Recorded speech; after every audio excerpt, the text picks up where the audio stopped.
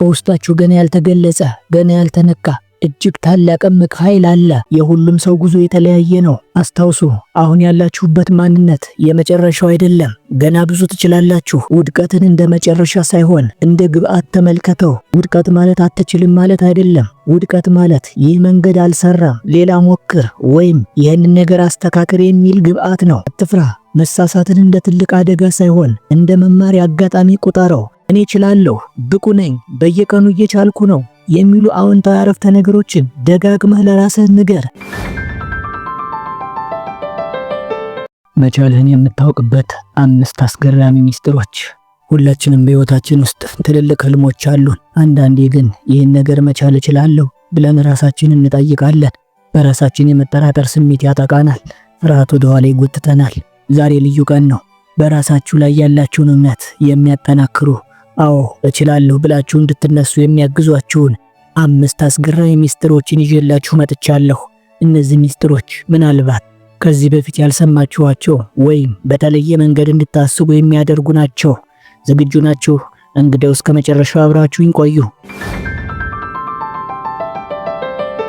የመጀመሪያው ሚስጥር ምናልባት ትንሽ ግራ የሚያጋባ ሊመስል ይችላል። እሱም አሁን ያለንበትን ሁኔታ ሳይሆን እምቅ ችሎታህን እመን። እደግመዋለሁ፣ አሁን ያለህን ሁኔታ ሳይሆን እምቅ ችሎታህን እመን። ምን ማለቴ ነው? ብዙዎቻችን አሁን ባለንበት የችሎታ ደረጃ፣ ባለን የገንዘብ መጠን፣ ባለን የእውቀት ልክ ራሳችንን እንለካለን። እኔ እኮ እንዲህ ነኝ፣ እኔ እኮ እንዲህ አይነት ሰው ነኝ ብለን ድምዳሜ ላይ እንደርሳለን። ይህ ትልቅ ስህተት ነው። አስቡት እስኪ፣ አንድ ትንሽ የዛፍ ዘር በእጃችሁ ብትይዙ የምታዩት ትንሽ ነገር ነው። ነገር ግን በውስጡ ያለው እምቅ ኃይል ወይም ፖቴንሻል ምንድን ነው? ትልቅ፣ ጠንካራ፣ ፍሬያማ ዛፍ መሆን ነው። ያ ዘር አሁን ባለበት ሁኔታ እኔ ትንሽ ነኝ፣ ምንም ማድረግ አልችልም ብሎ ቢያስብ ኖሮ ዛፍ መሆን አይችልም ነበር። እናንተም እንደዛው ናችሁ። አሁን ያላችሁበት ሁኔታ፣ የምታውቁት ነገር፣ ያላችሁ ልምድና የእናንተ መነሻ እንጂ መድረሻ አይደለም። በውስጣችሁ ገና ያልተገለጸ ገና ያልተነካ እጅግ ታላቅ እምቅ ኃይል አለ።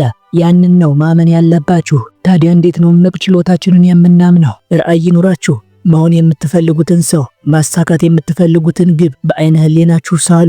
ቀጣይነት ያለው ትምህርት፣ እውቀታችሁንና ክህሎታችሁን ለማሳደግ ዘወትር ተማሩ፣ አንብቡ፣ ጠይቁ፣ ከንጽጽር ራቁ። ራሳችሁን ከሌሎች ሰዎች የአሁኑ ስኬት ጋር አታወዳድሩ። የሁሉም ሰው ጉዞ የተለያየ ነው። አስታውሱ፣ አሁን ያላችሁበት ማንነት የመጨረሻው አይደለም። ገና ብዙ ትችላላችሁ። የመጀመሪያው ሚስጥር ይህ ነው። በእውቀት በችሎታችሁ እመኑ።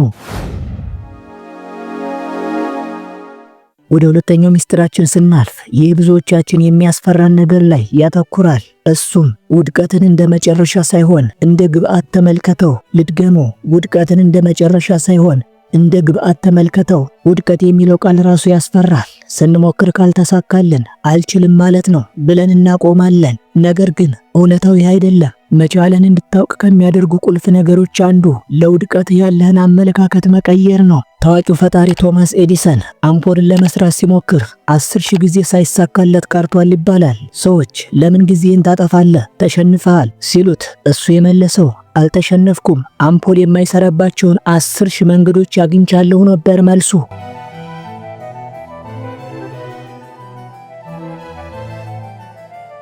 አያችሁት? ውድቀት ማለት አትችልም ማለት አይደለም። ውድቀት ማለት ይህ መንገድ አልሰራም፣ ሌላ ሞክር፣ ወይም ይህንን ነገር አስተካክል የሚል ግብአት ነው። መቻልህን እንድታውቅ ከፈለክ ከስህተትህ ተማር። ስትወድቅ ለምን አልተሳካም ብለህ ራስህን ጠይቅ። አትፍራ።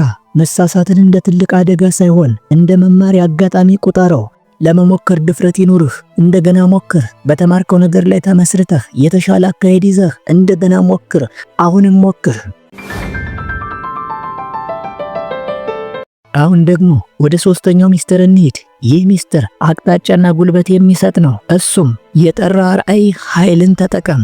ምን ማለት ነው? ወዴት መሄድ እንደምትፈልግ ካላወቅ የትኛውን መንገድ ትክክል ይመስልሃል? ነገር ግን የት መድረስ እንደምትፈልግ በግልጽ ካላወቅ አእምሮህና ጉልበትህ በሙሉ ወደዛ አቅጣጫ ይመራል። መቻልህን ለማወቅ ምን መቻልን የምፈልገው የሚለውን ጥያቄ በደንብ መመለስ አለብህ። ግብህ ምንድን ነው? ዝም ብሎ ስኬታማ መሆን እፈልጋለሁ ማለት በቂ አይደለም። ምን አይነት ስኬት፣ በምን መስክ፣ መቼ፣ እንዴት የሚለውን ጥያቄ ለራስህ ጠይቀህ መልስ ማግኘት ይኖርብሃል። የጠራ ራዕይ መኖሩ ተነሳሽነት ይሰጣል። በጠዋት ካልጋ የሚያስነሳህ፣ በከበደ ሰዓት እንድትቀጥል የሚያደርግህ ምክንያት ይሰጥሃል። ውሳኔህን ያቀላል። ከራእይህ ጋር የሚሄደውንና የማይሄደውን በቀላሉ እንድትለይ ያግዝሃል። አይምሮህን ያዘጋጃል። አይምሮህ ራእይህን እውን ለማድረግ የሚያስፈልጉትን እድሎችና መረጃዎች እንድታስተውል ያደርገዋል። ታዲያ እንዴት ነው የጠራ ራእይ የምንፈጥረው? ዝርዝር ግቦችን ጻፍ። ራእይ የተሳካበትን ቀን አስበው። ምን ይመስላል? ምን ይሰማሃል? ራእይ ቦርድ ፍጠር። ግቦችን የሚወክሉ ምስሎችንና ቃላቶችን ሰብስብና በሚታይ ቦታ ለጥፍ። ራእይህ ኮምፓስ ነው፣ ወዴት እንደምትሄድ ሲያሳይህ። አዎ እዚህ መድረስ እችላለሁ የሚል እምነት በውስጥ ይፈጥራል። ይህ ሶስተኛው አስገራሚ ሚስጥር ነው። እስካሁን 3 ሚስጥሮችን አይተናል። እምቅ ችሎታችንን ማመን፣ ውድቀትን እንደ ግብአት መጠቀምና የጠራ ራእይ መያዝ። አራተኛው ሚስጥር ደግሞ እነዚህን ሁሉ ወደ ተግባር የሚቀይር ነው። እሱም ትንሽም ብትሆን የተግባር እርምጃ ውሰድ። ብዙ ሰዎች ትልቅ ህልም አላቸው፣ ግልጽ ራእይም አላቸው። ነገር ግን አንድ ቦታ ላይ ይቆማሉ። ተግባር ላይ ትክክለኛውን ጊዜ እጠብቃለሁ፣ ገና ዝግጁ አይደለሁም፣ ፍጹም እስከሆን ድረስ በሚሉ ሐሳቦች እንቅስቃሴ አልባ ይሆናሉ። እውነታው ግን በራስ መተማመን የሚመጣው ከተግባር በኋላ እንጂ ተግባር ከመጀመራችን በፊት አይደለም። መቻልህን የምታውቀው ስትሞክረው ነው። ትልቁን ራእይህን ተመልከትና ዛሬ ወደዚህ ራእይ የሚያቀርበኝ አንዲት ትንሽ ነገር ምንድናት ብለህ ራስህን ጠይቅ። ያችን ትንሽ ነገር አድርጋት፣ ወደ ተግባር ቀይራት፣ ጀምር። ጊዜ የለህም። መጽሐፍ ከፈለክ ዛሬ 1 ገጽ ጻፍ። ንግድ መነገድ ከጀመርክ ዛሬ ስለ ገበያ ጥናት አድርግ። ጤናማ መሆን ከፈለክ ዛሬ 15 ደቂቃ የእግር ጉዞ አድርግ። እነዚህ ትናንሽ እርምጃዎች ፍርሃትን ይቀንሳል። ተግባር የፍርሃት መርዙ ነው። ሞመንትም ይፈጥራሉ።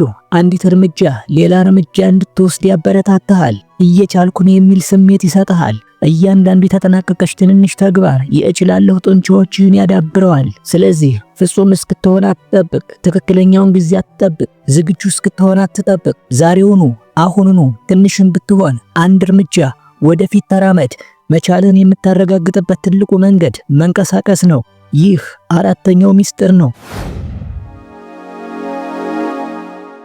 በመጨረሻም አምስተኛውና እጅግ ወሳኝ ወደሆነው ሚስጥር ደርሰናል። ይህ ሚስጥር ከውስጣችን ከውጫችንም ጋር ይገናኛል። እሱም የውስጥ ድምፅህንና አካባቢህን ተጽዕኖ አስተዳደር። ልድገመው፣ የውስጥ ድምፅህንና የአካባቢህን ተጽዕኖ አስተዳደር።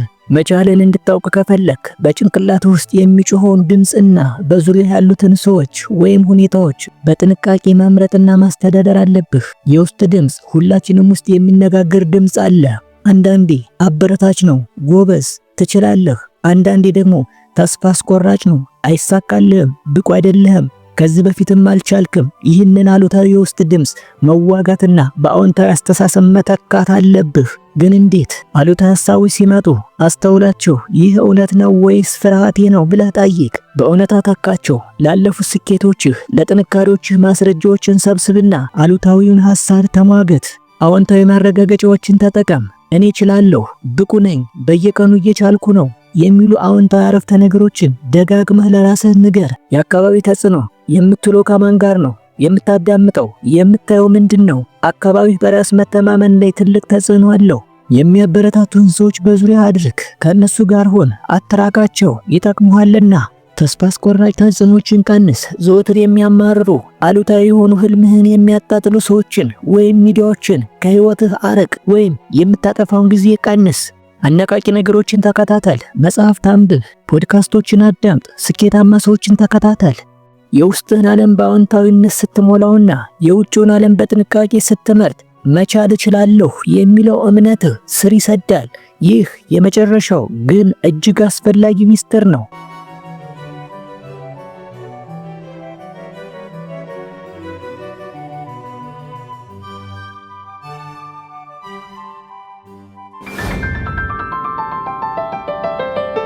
እንግዲህ ውድ ተከታታዮቻችን ዛሬ መቻልን እንድታውቅ የሚረዱን 5 አስገራሚ ሚስጥሮችን አይተናል። እነዚህ ሚስጥሮች በህይወታችሁ ስትተገብሯቸው በራሳችሁ ላይ ያላችሁ እምነት ሲያድግ፣ አልችልም የሚለው ሐሳብ ቀስ በቀስ ሲጠፋ ታያላችሁ።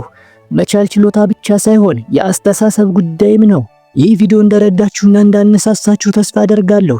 ጠቃሚ ሆኖ ካገኛችሁት ላይክ ማድረግ እንዳትረሱ።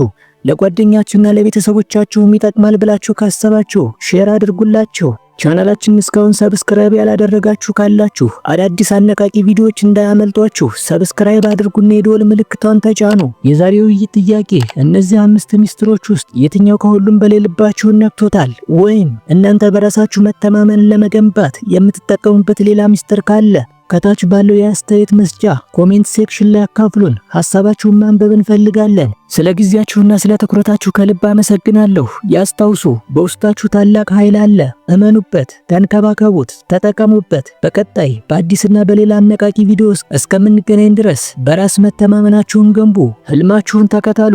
ቸር ያቆየን።